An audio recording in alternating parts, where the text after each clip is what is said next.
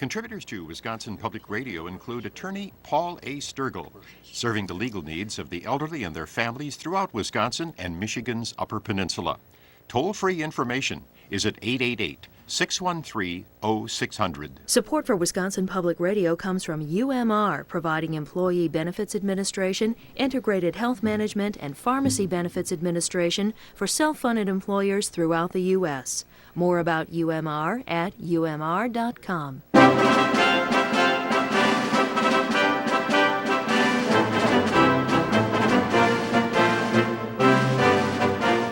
Live from the UW Marathon County Theater in Wausau, this is the Wisconsin Public Radio Route 51 broadcast debate between the candidates for Circuit Court Judge in Marathon County, District Attorney Jill Falstad and Criminal Defense Attorney Peter Rotter.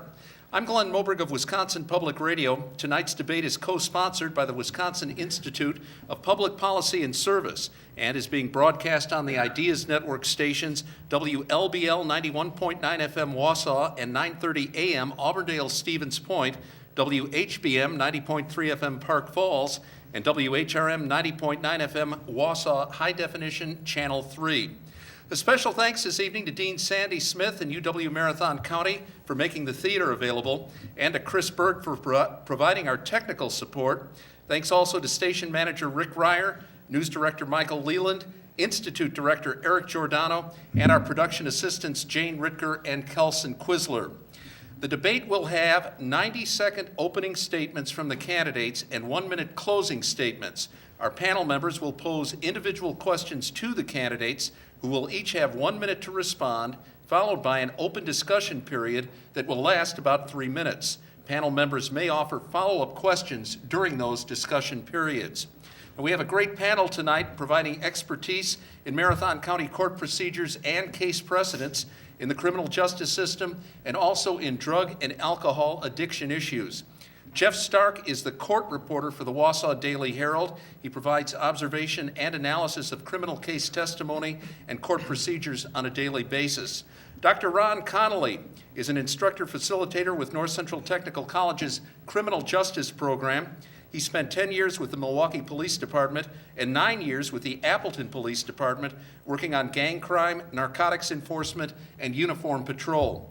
Sue Nowak is an alcohol and drug certified prevention specialist for Premier Recovery Services in Wausau. She is a 33-year employee with North Central Healthcare and co-chair of Bravo, an organization that educates teens and adults on alcohol and drug abuse issues. A round of applause for our panel, please.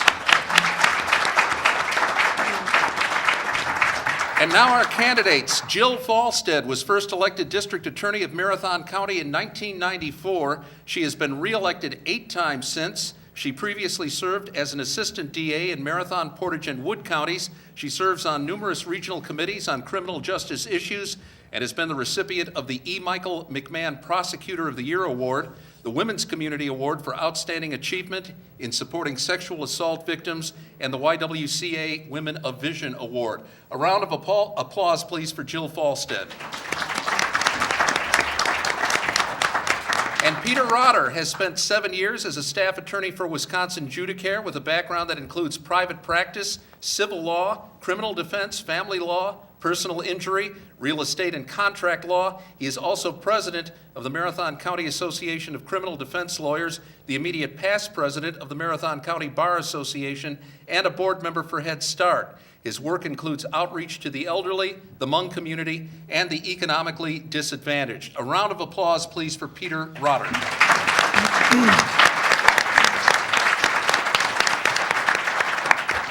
And now that you've got the clapping out of your system, we ask that you refrain from it until the end of the debate and focus your quiet attention on the questions, the candidates, and their answers. By a flip of the coin, Peter Rotter will go first with the opening and closing statements. Jill Falstad will go second. And Peter, you have 90 seconds. Thank you, Glenn. Glenn, as you indicated some of my background, I did graduate from Marquette University Law School in 1988. There I participated in the legal clinic for the elderly. My first job out of law school was at Wisconsin Judicial, and there I handled a wide variety of civil legal matters, including disability benefits, public housing, school discipline, special education, immigration-related matters, as well as administrative duties and training of other attorneys.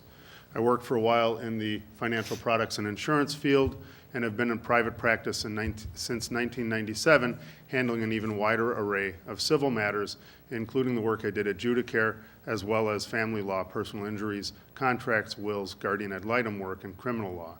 As you indicated, I have been actively involved in our community at large, as well as our legal community, having served in our Marathon County Bar Association and helping to found our criminal defense lawyers group.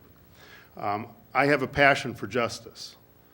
On their day in court, people need a judge who is fair and will hear all sides of the issues. Judges work hard. I expect to work hard, and I've demonstrated a desire and ability to do so. Let me take a moment, though, to tell you something about my opponent. She has said over and over again that she is already like a judge, judging cases. She is not a judge. She is the prosecutor for the state in an adversarial system. If she is confused about her role as a prosecutor, that's sad. If she were confused about her role as a judge, that would be dangerous. If she's going to try and fool you as a candidate, that's wrong. Time's up. Jill Falstead, you have 90 seconds. Thank you. When I first became district attorney back in 1994, one of the first cases I was given was a medically complex homicide case involving a little girl suffering from Cornelia de Lange syndrome. Now, I had never heard of that. The referral was for prosecution on shaken baby syndrome, and quite frankly, I'd never heard of that. How I approached the case was to educate myself on the science involved, the medical science involved, the law involved, and I spent hours reading learned treatises, and eventually what happened was there was a 4-week jury trial. We called 40 medical experts and got justice for that little girl who was killed. The perpetrator was held accountable and is still in prison. What that case taught me is that when you're facing a complex trial, and since then, I don't know what it is about Marathon County, but there's been challenging case one after the next, from the Emerson trial where we dealt with mitochondrial DNA for the first time to the recent prayer case, is that when you are serving as a judge, you need to have the legal skills that I have demonstrated over all these years to analyze complex issues, to research the law, and to make sound and reasonable decisions on how to proceed. I have never shied away from taking on the toughest of cases and making the toughest of decisions, and you can be assured, based on my record, that I will do the same as the next Marathon County judge. The first question goes to Jeff Stark of the Wausau Daily Herald. Jeff? Good afternoon.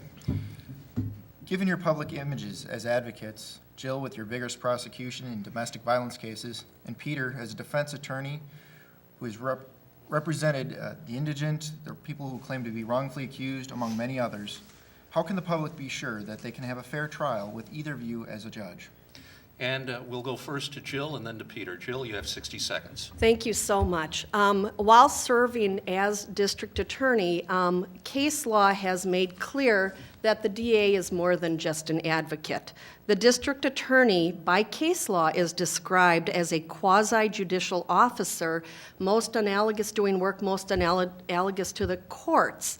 And so I think that I have always had a big picture of what is justice. If you look at my entire record, I have considered the interests of the public, the interests of victims and their families, and the interest of offenders and their families in deciding how to proceed, what to recommend to courts as sentencing. I have always focused on meaningful treatment and rehabilitation, and I think that overall fair and balanced approach can assure the public that anybody who comes before me when I am judge will be treated with dignity, respect, and will have a fair and open-minded judge deciding their case.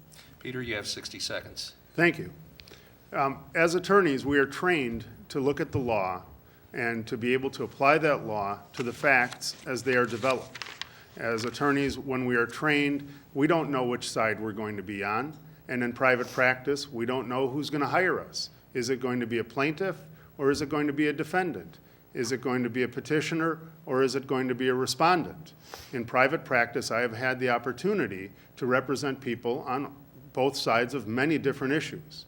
And I've never had trouble being able to advocate for a client regardless of which side of an issue they are on, because I do have that ability to analyze the facts and apply the law to them. I can certainly do that as a judge. I've had the experience of having to be on both sides of different types of issues, and I'm sure that therefore as a judge, I will be able to be fair after having heard the facts and applying the law to those facts. Jeff, do you have a follow-up? Yes.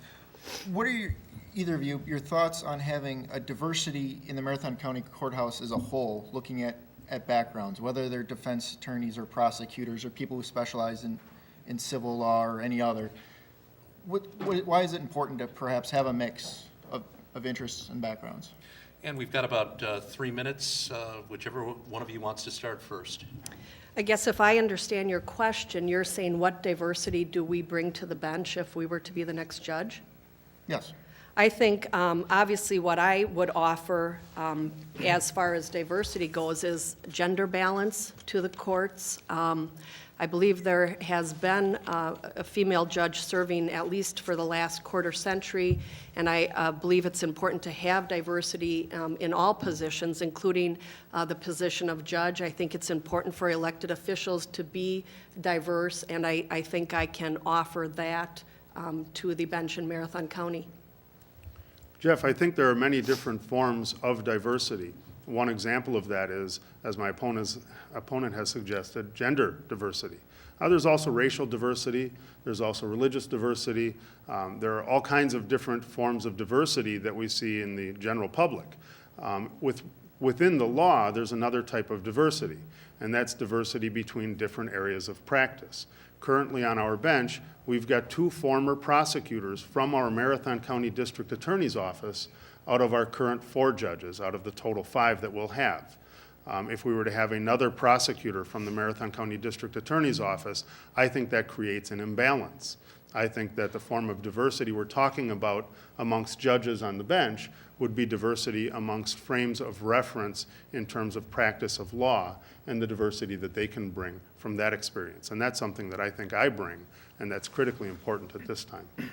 And if you look at what happens throughout the state and certainly throughout the nation, many district attorneys go on to become judges, and they are excellent judges.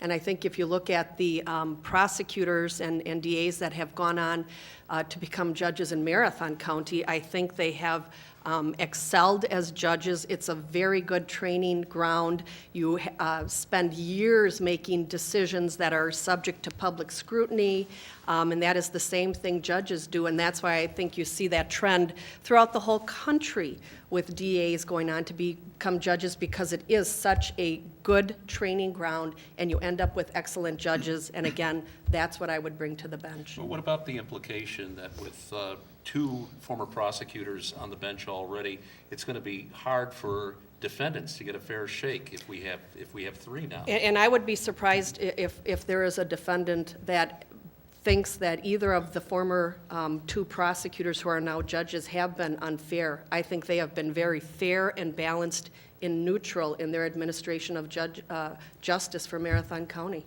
Well, I would beg to differ with my opponent's recent statement that it would be hard to find a defendant who thought they were not handled fairly. Frankly, I've spoken with criminal defendants, and they have had some concerns. And there are criminal defendants who have a right of substitution. That's something that, as a criminal defendant, remains. And currently, if they substitute, there's a potential they'll have another former Marathon County prosecutor as their judge. If there is another former Marathon County prosecutor on the bench, that becomes a likelihood.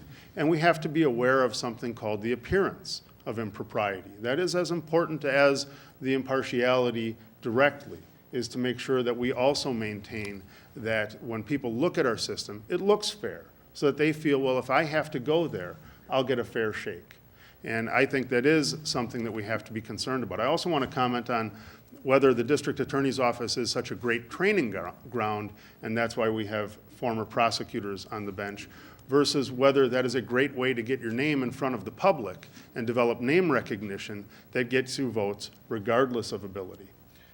Jill, we'll give you 15 seconds, and we got to move on. Thank you. If you look at the balance of the court, really huge segment of what the courts do is focus on criminal matters.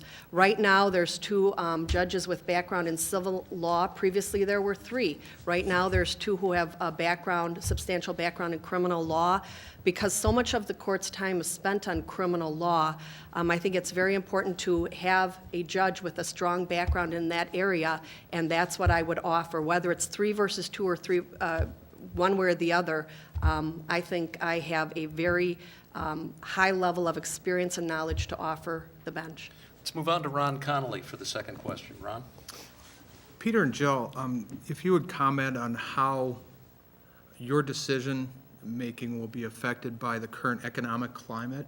And when I say decision-making in this economic climate, it's specifically addressing things such as jail overcrowding, probation and parole case overload, special programs for victims and families, things of that nature. And we'll start with Peter. You've got 60 seconds, and then Jill. Thank you, Glenn and Ron. Frankly, the question you've asked tends to focus fairly heavily on the criminal justice system. Judges, of course, have to deal with far more than criminal justice. There are a wide variety of civil areas that I think are going to be heavily impacted by our current economic circumstances. I think we're going to be seeing far more foreclosures. There are going to be more eviction actions, replevant actions, contract disputes, and things of that sort. With regard to the criminal justice system, this is still a critical issue. We are on the verge of building a $40 million jail that is going to cost $4 million a year to run, with projections we'll likely be building another jail or addition in 10 years. I don't think we can afford that, and I don't think that's good for our people, for our community, for our society. I think we need to be focusing on treatment, because no matter what we do, the vast majority of people we send to jail or prison are coming out. And if we don't make them better, we're just going to be in the same circumstances we were in before we sent them there, just dollars shorter. Jill, you've got 60 seconds. Well, first of all, I don't think that anyone believes we're going to be spending $40 million right now to build a jail in these economic times. The meetings I have been to, we are not having a choice, either $40 million jail or working on alternatives. What we've made a commitment to do is to continue to work on the alternatives, of which Marathon County has been a leader in developing alternatives to incarceration and alternative treatment programs. And we've all made a commitment to continue our work in that. On the other hand, we are looking at other ways to add capacity, whether we continue to transport prisoners or build some other type of Huber facility or start a phase-in project. That's up to the county board, and that's up to the citizens of Marathon County to decide how to proceed. And I plan to be fully involved in those discussions, and those are important issues our community needs to decide. Ron, do you have a follow-up? Yes, thank you. What I'm hearing is you're both acknowledging the fact that building prisons, or jails rather, is an expensive venture. You both are acknowledging that we are in difficult economic times. And Peter, I heard you mention emphasis on treatment, and Jill, you mentioned continuing to work on alternatives. Can you address anyone who may have concerns that victims would be deprived of justice by allowing some people who would seemingly perhaps deserve to be sent to jail actually be diverted into a treatment facility or into some sort of alternative rather than being sent to jail when it would appear that that's what's warranted? And we'll open it up for a discussion. Thank you. I'd be happy to address that. Our office recently has initiated and developed 2 alternative programs, and in setting up, developing and implementing those programs, we have been very, very careful to honor victims' rights. We have a strong record of honoring victims' rights, and certainly as a judge, I will be very sensitive to the interests and concerns of victims and recognize that the impact of the crime on the victim is always of utmost importance. But we have set up what's called a diversion program, and before we divert cases, if there is a victim involved, we talk to them about what that will mean, what the outcome may involve, and again, we if we're going to take those cases out of the formal court process, and this is for low-level, youthful, and first-time offenders, we will consult with the victims to see that they agree with that, the focus being on rehabilitation and treatment of those offenders so that they learn to make better choices, non-criminal choices. Another very important initiative that we've undertaken, implemented, and developed is the Adult Restorative Justice Program, and that actually pulls the victim into the community conferencing process where the victim has an opportunity to have a face-to-face meeting with the offender. And again, before a victim is brought into that process, we spend time discussing that process with them, preparing them for that meeting, preparing the offender to make sure that's a meaningful process for both. And again, if an offender agrees to that, to focus on treatment and changing their poor decision-making, then they receive reduced consequences, which again means less use of probation and valuable jail resources. Peter, and yet, you need to jump in here. Sure. Thank you. I'm trying to be polite, and I thought there would be some limit to that. I think that it is important to keep in mind the needs and the rights of victims. I'm a little troubled with the term of a defendant or an offender who deserves prison.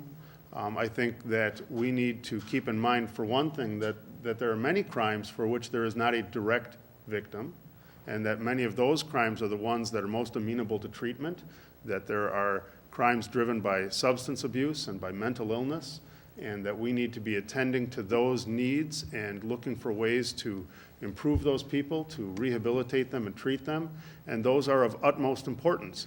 With regard to the needs of victims, there are statutes regarding victims' rights, and victims have a right to input into a case. As an attorney who has represented offenders, I've often been in contact with the victims of the crimes who want nothing more than for those people to receive some treatment, or sometimes just outright want that case dropped.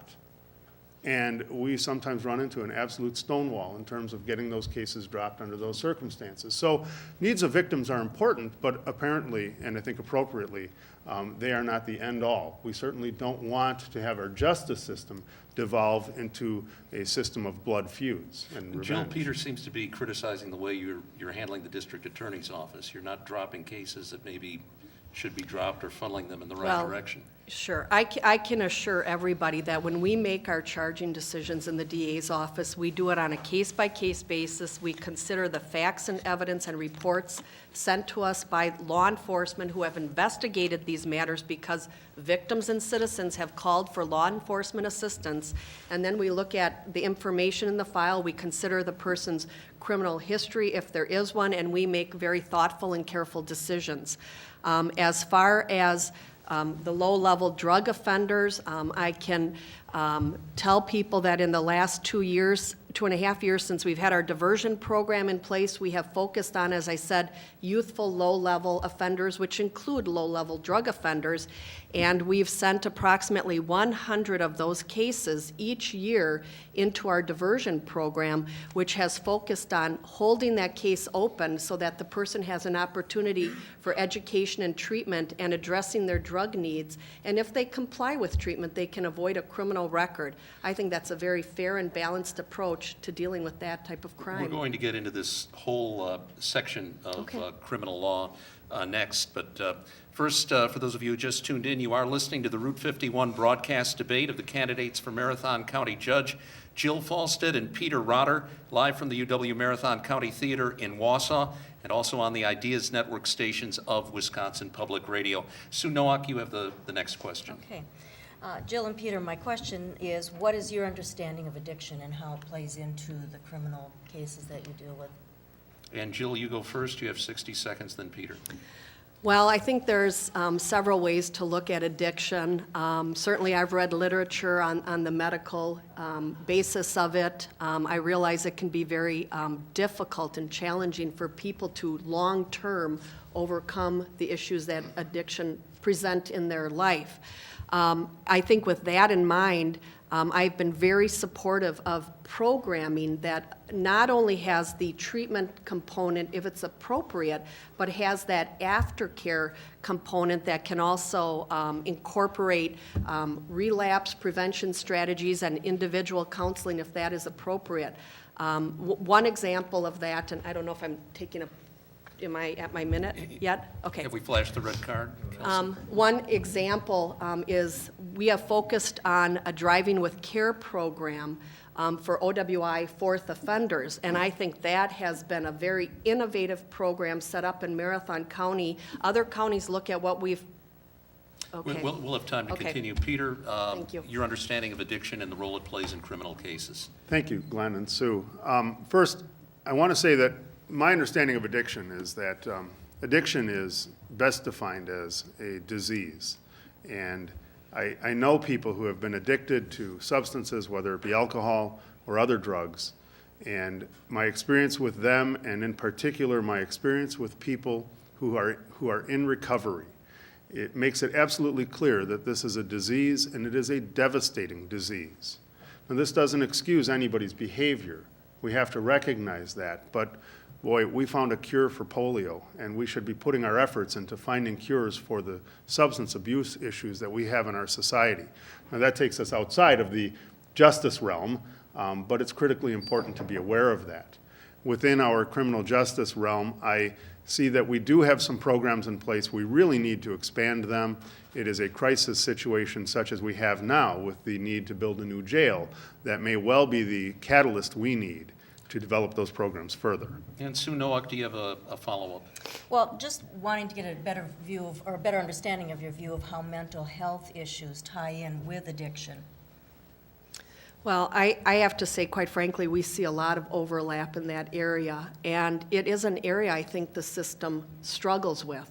You know, I can give you an example. A couple weeks ago, we had a meeting, and I think our approach to it has been to meet with the people involved in dealing with that individual and really sit down and talk about what is a plan, how can we approach providing care and treatment for this person? Because you have to look at every case by case with that individual's particular needs and diagnosis and issues.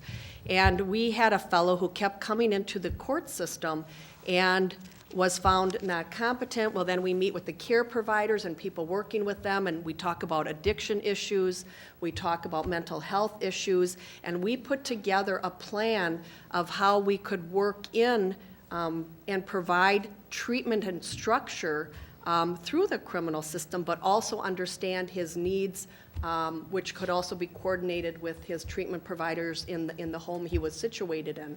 So I think it really takes a team approach. It takes that extra time and effort to understand what that individual, what the mix of addiction and diagnosis is for that person, and try to work with people in the system providing care to come up with the best plan. Glenn and Sue, again, thank you. I think these are very insightful questions. Mental illness and substance abuse often go hand in hand. I know in my experience, we so often see dual diagnosis, and it comes up particularly where we see repeat offenders, and we have addressed issues such as substance abuse without addressing underlying issues of mental health. And you really can't fix one without fixing them both. If you fix just one, sooner or later, the other one is going to get the best of the person. So if you've addressed substance abuse issues and there are still mental illness issues there, sooner or later, self-medication occurs, or simple poor judgment and bad practices will arise again. What's critically important is not just that on an individual basis we look at this person and say, well, okay, so you need some treatment.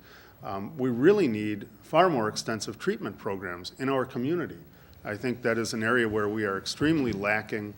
We don't have the variety of programs that they have in many other states. I believe Minnesota, to our west, has far more mental health and substance abuse programs than we have here in Wisconsin, and they also happen to have a much smaller percentage of people incarcerated. And I think that that's not mere coincidence. I think that there is a direct cause and effect. If we can correct people's behavior, if we can correct their substance abuse and mental illness issues, then we shouldn't have to have them in our jail. And I think in the end, that pays dividends. We're going to have to move on for time constraints, but we'll be getting back into this general area of discussion later. The next question goes to Jeff Stark of the Wausau Daily Herald. Jeff? Over the past few years, I've heard several comments from both prosecutors and defense attorneys about the truth in sentencing formula, they kind of laugh at it at times. And I wanted to get your thoughts on if you believe that the current formula does work, and if you think it does, why does it? And if it doesn't, what would be your suggestions for altering that? And Peter, you go first. You've got 60 seconds. Thank you, Glenn. And Jeff, again, I think that's a wonderful question. I have been frustrated by the truth in sentencing law, and I'm particularly frustrated just in the name we give it.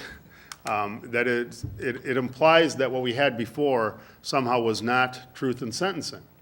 But what we were doing before, the system of parole, early release, and mandatory release, was as truthful as anything we have now. All of the conditions were listed in the statutes. All anybody needed to get the truth of that was to look at the statutes. What that provided for was the potential that a person had been sent to prison would be able to earn their release early after a quarter of the sentence had been completed upon demonstrating they had achieved the goals that we wanted them to achieve. And that was evaluated by a team of experts. We've completely removed that team of experts. Now a judge is expected to be able to anticipate what's going on 5 or 10 or even 30 years down the road. Jill, you've got 60 seconds. Well, back when we had the old system, there were a lot of complaints about how people were paroled out and when they were paroled out and if those decisions were made fairly. So the thought was if we had truth in sentencing, it would give the courts an ability to structure a sentence that at least gave the public and victims a certainty about how long the person would be incarcerated and how long they would be on extended supervision. Over time, though, programming options have been developed to allow persons options to earn their way out, and then there have been laws added that allow for sentence petition for adjustments of the sentence, whether it depends on what level of crime you're at, whether at 75 or 85%. So the whole concept of truth in sentencing really has been eroded. It has been difficult to follow, and my assumption is, based on the discussions and the proposals by the governor, is that we may well be going back to the old system. We're going to open this up for just 90 seconds because we're running a little bit over on time. If either of you have anything to add, and again, during these discussion periods, you are free to question each other and talk directly to each other as candidates if that's something you feel would be fruitful. Thank you, Glenn. I would like to say that the old system had as much certainty built into it as this current system does with regard to how long a person would be incarcerated. And the example I use, because I can do the math easily, is if a judge sentenced a person to 10 years, there was certainty. The person would have to serve 1/4 of the sentence, 2.5 years. There was nothing uncertain about that. Everybody knew it because it was printed in the statutes. The judges certainly knew it. Nobody was fooling a judge. They were never confused about how long the person was going to have to sit. That's often why they sentenced 10 years, so the guy would sit at least 2.5. But it was also understood the person would get out at 2/3 of the sentence, mandatory, because they wanted the person out with some continuation of supervision. And that is something so important. We continue it even now in truth in sentencing. The judge sentences a person to 10 years, but then says you'll serve 5 in and then 5 extended supervision. Well, all we've done is taken out the parole board, that team of experts that can make an assessment of the individual. Say, okay, at 2.5 years, you achieved your goals. You can get out early. Versus at 5 years, hey, wait a minute, you're still dangerous and you're staying. And that's gone now. I think that it was a mistake to have done that, and I think we're paying for it now with longer prison sentences and exploding prison and jail populations. Jill, very Again, quickly. I think truth in sentencing really was put in effect with the hope of providing victims and the community with greater certainty of when a court said this number or gave this sentence, that they would at least have that peace of mind to know that during that period of time they would be safe and that the person wouldn't be released. But what has happened over time is when you talk to the victim or the community about the sentence, you say, well, they can still get out at this point, or they may be eligible for this type of release program. And it hasn't provided the certainty, I think, that anybody was hoping to provide to victims in the community. So the old system really had as much value in that regard as the current truth in sentencing. Okay, If we're I going to can- move on to Ron Connolly. Ron, your next question, please. Okay, Peter and Jill, history has shown, at least at the Supreme Court level, and I believe there's a trickle down, that there's a contrast in political viewpoints, with liberals generally oriented toward individual rights, conservatives more focused on public order. Where do your priorities fall, and how will you balance public order concerns with preservation of individual rights? Jill, you've got 60 seconds. Thank you. I think it is critically important for judges to have a balanced view of the law. And I intend to have a fair and balanced view in making my decisions. For example, I will not hesitate to keep the community safe. I think that's an important consideration when sentencing heinous and dangerous high-end criminals. But on the other hand, I am also very aware of how important it can be to rehabilitate offenders and focus on meaningful treatment so that individuals don't continue to make choices that are criminal, that are wrong, that victimize more victims. I mean, if you have people engage in meaningful, genuine treatment that can address that behavior, then that really translates into safer communities, safer families, and that's a very important consideration. So again, I will look at the impact of the crime on victims, consider treatment options for offenders, but also keep in mind the need to protect the public. Peter, you have 60 seconds. Thank you. Somebody much wiser than I once said, lawlessness begets lawlessness. That is why it's so important for the state to obey its own laws. I think that is a statement that reflects the importance of individual rights. Individual rights are not somehow divorced from protecting the community. That is also protection of the community. And it is by upholding the Constitution that individual rights are protected. And it is by upholding the Constitution that our community is protected. And I don't think that is something that is somehow going to divide upon liberal versus conservative or partisan lines. That's just simply the way our system is designed. We do have law enforcement officers who, if they do their jobs correctly, will protect us on an individual basis. It is our Constitution and the defenders of the Constitution that will protect our society and community as a whole. Ron, do you have a follow-up? I guess what I'd like to ask, in light of Peter's comments, are with specific regard to there is no partisanship when it comes to individual rights versus public order, and it's based in the Constitution. We've seen, as I mentioned before, at the Supreme Court level, we've seen during the Warren administration or the Warren Court that there were many, many individual rights decisions that were generated by that court. Over time and through the Berger Court, we saw a movement away from that and perhaps a movement more towards center. Now with the Rehnquist Court and certainly the Roberts Court, we're seeing more public order decisions being made. We're seeing public order come to the forefront in terms of how we approach security at airports, the Patriot Act, things like that. So clearly, I mean, history has shown that despite the Constitution, we still do have somewhat of a partisan division in terms of viewpoints regarding individual rights or public order. And so I guess what I'm asking our two candidates here is, how is that going to affect your decision-making? And where do you fall in line? Are you both saying that you're falling right down the center? Where are your priorities? I don't think that question can be answered. Am I jumping in too soon? Go ahead. Okay. I don't think that question can be answered along the liberal versus conservative or partisan lines, and I think that is the straightest answer I can give you. This is a constitutional issue. It is my obligation as judge to follow the Constitution and administer the laws of the state of Wisconsin, and I intend to do that to the very best of my ability. And that's really where the tough decisions for a judge comes down. And, you know, one of the most famous cases that everybody is familiar with is the Miranda case. It's a very tough decision for judges. Do you exclude evidence that you know shows the guilt of the individual because it was obtained illegally? And that's really a tough decision to make. But if that's what the law is, then especially as a trial court judge, we don't have any choice.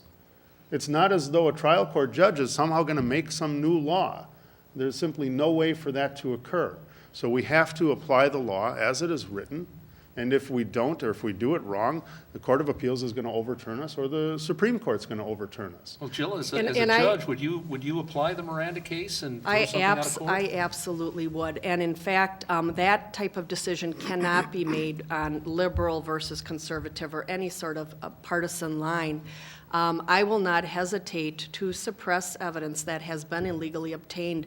And in fact, in assessing cases that have come across my desk in very significant prosecutions, when I look at even recorded interviews or assess how evidence was obtained, if it was not done properly or by the book or legally, I have oftentimes gone in and stipulated that should be suppressed. I want to maintain my credibility with the courts. I'm not going to misrepresent anything to the courts, and I know the decision the courts need to make. And that is, we need to follow the law. I've done that as DA, and I would do that as judge. I'm going to ask you both a very simple, but some would say a loaded question. What do you think of the American Civil Liberties Union? You go first. I have to say, I do respect a lot of the work they do. I think they take on some very difficult issues, unpopular issues, and I think they've done very important work. The American Civil Liberties Union has, I have a lot of respect for them as well. Not everything they do is work that I agree with, but I suppose that would be true of everyone and everything I could ever evaluate. Over the years, I think they have moved out of their original role of defenders of the Constitution into a more liberal role that is interfering in rights more than it is protecting them. And that's unfortunate because they were, I think, an organization that could have done much more good, and they have lost some of their power as a result of their shift. Interesting response. I'm Glenn Moberg. You're listening to the Route 51 broadcast debate of the candidates for Marathon County Judge, Jill Falstad and Peter Rotter, live from the UW Marathon County Theater in Wausau on the Ideas Network stations of Wisconsin Public Radio. And we turn to Sue Nowak of Premier Recovery Services for the next question. How do you feel about the first OWI being a felony, and what are your thoughts about what the OWI laws should be in Wisconsin? And let me check here. Peter, you're going to go first on this. Let me ask, though, do you mean felony or do you just mean making it criminal? Wisconsin has the most lenient laws of all of the states. So, again, there's a lot of talk about what our OWI laws should be. And all right. The discussion goes in a couple of different directions. One is, do we make our first offense, OWI, criminal, which can be done merely by making it a misdemeanor. And there has been some suggestion that we make our first offense a felony, which is a far more serious crime. Let me say that I think one of the things that's been going on is this talk about lenient laws for OWI, and I think that does us all a disservice. If we made first offense OWI a felony, but continued to talk about it as though we were treating it very leniently, I don't think we will have done any good. Everybody out there is going to think, hey, it's real lenient, and I'll just have another beer and drive home, and they won't know any better until they get arrested and find out all the trouble they're in. Our laws are actually very effective. OWI recidivism rates are actually lower than for many other crimes. There are lots of things we can do better. And I can talk more about that maybe in the discussion section. Jill, you've got 60 seconds. Well, obviously, there are so many proposals floating around right now. It's hard to sort through them, and I recognize that that's a task for the legislature to figure out. But one of the things that I think would be very, very helpful to do would be to make probation available on the second offense OWI. Right now, we cannot even get probation until the fourth offense OWI, and at that, we can get 1 year probation. Right now in Marathon County, I mentioned this earlier, we have a Driving with Care program that is a 33-session program. It's very intensive. It lasts about 4 months for the first treatment portion of it, but then it requires really for long-term success 1 year aftercare. Well, what happens now is we hope that people will voluntarily proceed after their year of probation is up and conclude that. But what we have found is that program is proven successful in reducing repeat drunk driving. Why are we waiting to do that on the fourth offense? If we could have that imposed on the second offense and stop the third, fourth, and fifth with a program we know has shown success, then that would be a great plus for the community and for the offenders to get the treatment they need. Sue, do you have a follow-up? I do, working with a lot of teens that get underage drinking charges. I just want to know what your thoughts are on the underage drinking penalties. Are they stiff enough? What would you like to see for the underage drinking? If I might answer that, I think that when we see teens already involved in alcohol to the extent that they are receiving citations for underage drinking, I think that the most critical thing we can do is direct them into treatment programs and make that a condition for them. One of the ways that that can be done is through a deferred entry of judgment in the underage drinking citation and make that a condition of obtaining your deferral.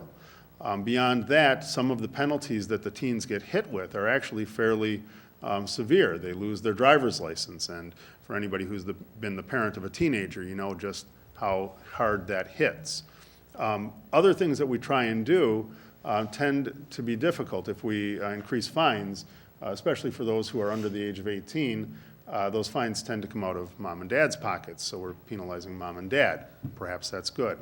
But we need to be looking at this a little more, understanding it to be a complex problem and addressing it with intelligent and creative solutions rather than the knee-jerk solutions of let's get tougher, because tougher doesn't always make it better. It just makes it more expensive. I think with younger people, underage alcohol is and can be a red flag of larger problems going on in that individual's life. So I think assessment is critical, determining what the issues are, whether they're education or treatment issues that need to be addressed for that person. And when I say that often as a red flag to something more significant going on, I think it brings up an important program that has been instituted in Marathon County, and that is our truancy court. And that is a program that was instituted by Judge Grau, and where he puts the truants right on supervision to the court.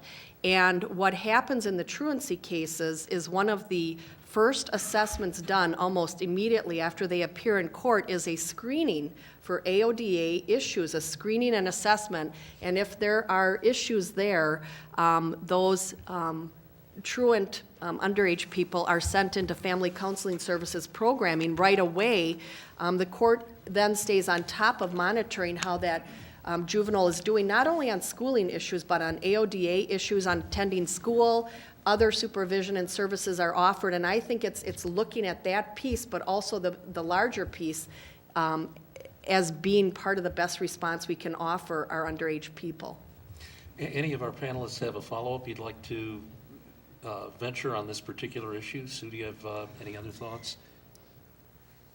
Well, Peter, when we look at the cost, and you say raising the cost, but right now, a lot of the teens that I work with are, the cost is nothing to them. They don't care how expensive it's going to get. And oftentimes the teens are saying, well, it's just a slap on the wrist. They're not getting anything out of their first offense, and then they go and get second, third, fourth offense So not only the first offense, what are your thoughts when they keep getting multiple offenses? Well, again, part of what you said, I think, is exactly what I had said. If we increase the costs, especially to a teen, teens are often still living with mom and dad, and those costs are not directly borne by themselves. Or if they are imposed upon a teen who is only newly into the world of being financially responsible and doesn't understand the implications of the high costs of some of these tickets. I'm not suggesting that we don't ticket them and that there not be penalties. I only suggest that this is a complex problem best addressed through treatment and through more creative and intelligent responses and investigations into what they're going to need. Again, if the penalties are only going to fall to the parents, maybe that's why the parents You don't care. indicated before you didn't think there were enough social programs available. I agree. Jill, what's your position on that? Enough social programs. For treatment for people who have addiction, drug and alcohol problems? You know, I have to say, there still are a lot of needs, but I think we have made tremendous progress in Marathon County with coming up with alternatives, coming up with meaningful programming. And one of the things, I guess, to tie in with the issue you've raised about underage alcohol is we have set up, as I said earlier, a diversion program for youthful offenders, low-level offenders, first-time offenders. And one of the things we look at when we're assessing that individual is to look at whether or not they have had underage alcohol violations, because that is a red flag. It is something that we can look at to incorporate into the programming that we ask of that individual through the case that we're diverting from the formal court system. But through that case, we're focusing on the larger picture for that individual, for that young person. We're looking at AODA issues, and part of that is that underage alcohol history. Yes, it's there, and it's something we can work on through our programming in the diversion court process we've set up. Ron?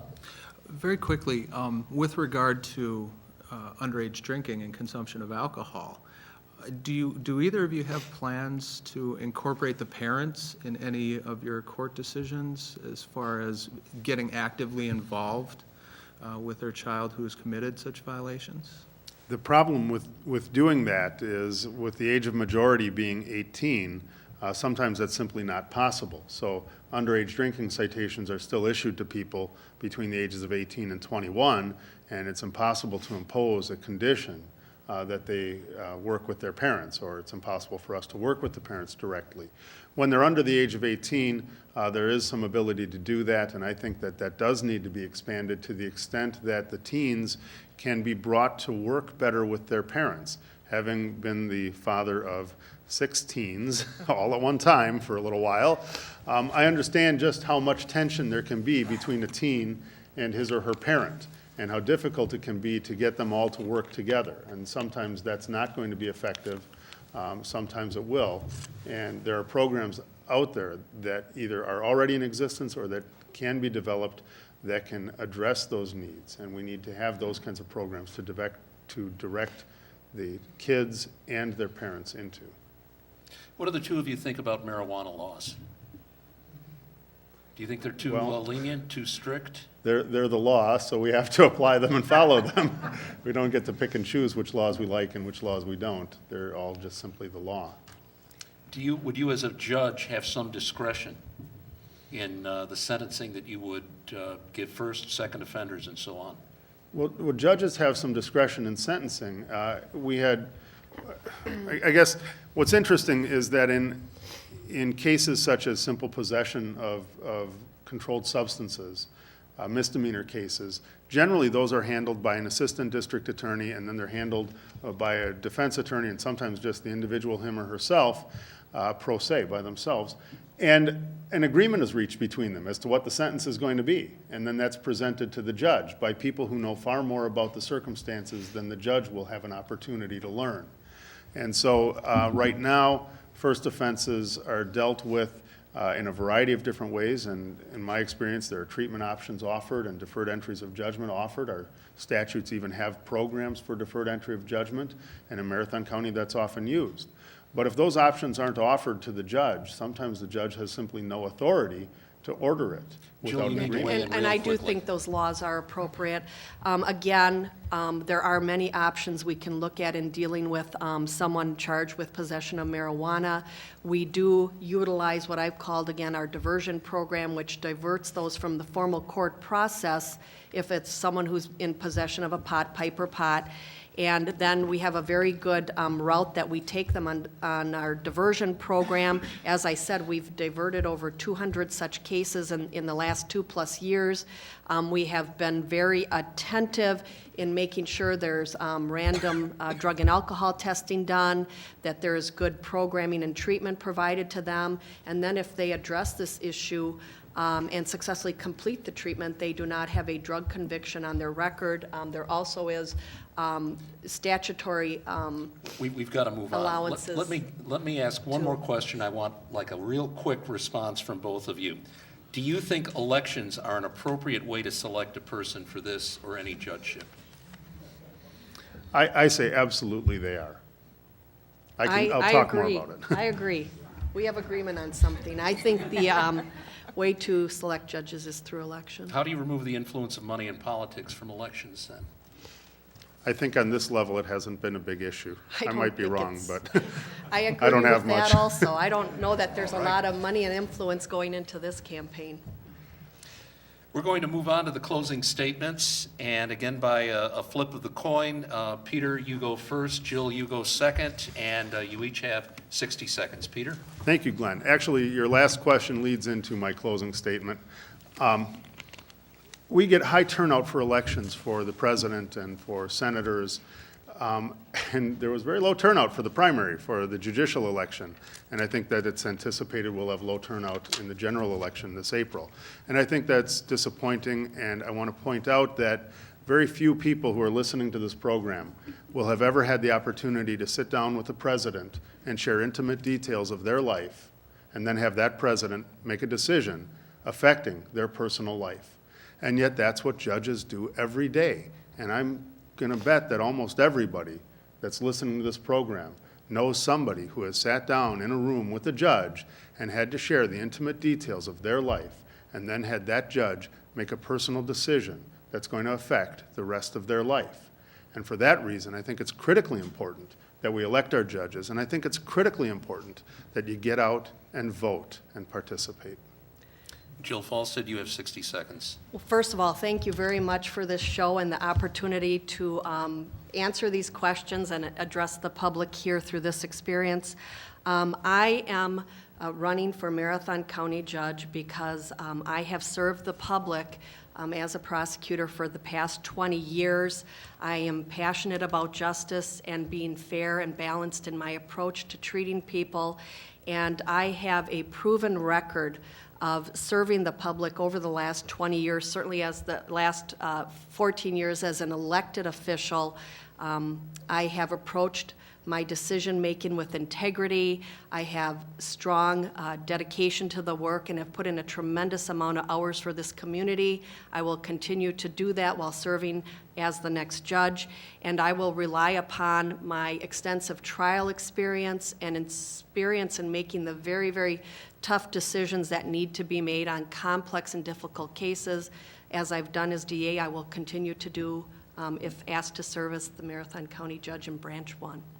Thank you, Jill Falstad and Peter Rotter. A round of applause, please, for our judicial candidates.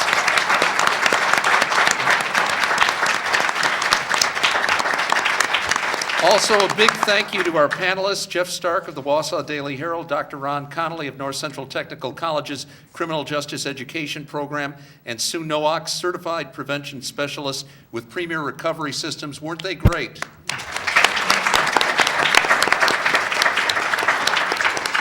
Thanks also to Dean Sandy Smith and Chris Berg of UW Marathon County, Eric Giordano of the Wisconsin Institute for Public Policy and Service, which co-sponsored tonight's event, and to Rick Ryer, Michael Leland, Jane Ritker, and Kelson Quisler of Wisconsin Public Radio. This concludes tonight's debate. on Route 51 and here live at the UW Marathon County Theater. I'm Glenn Moberg of Wisconsin Public Radio, reminding you that this has been broadcast regionally on the Ideas Network stations WLBL 91.9 FM Wausau at 9:30 a.m. Auburndale, Stevens Point, WHBM 90.3 FM Park Falls, and WHRM 90.9 FM Wausau, High Definition Channel 3. A big round of applause for all of you for being such a great audience. Don't forget to vote. It's Tuesday, April 7th. Stay involved. Good night, everybody.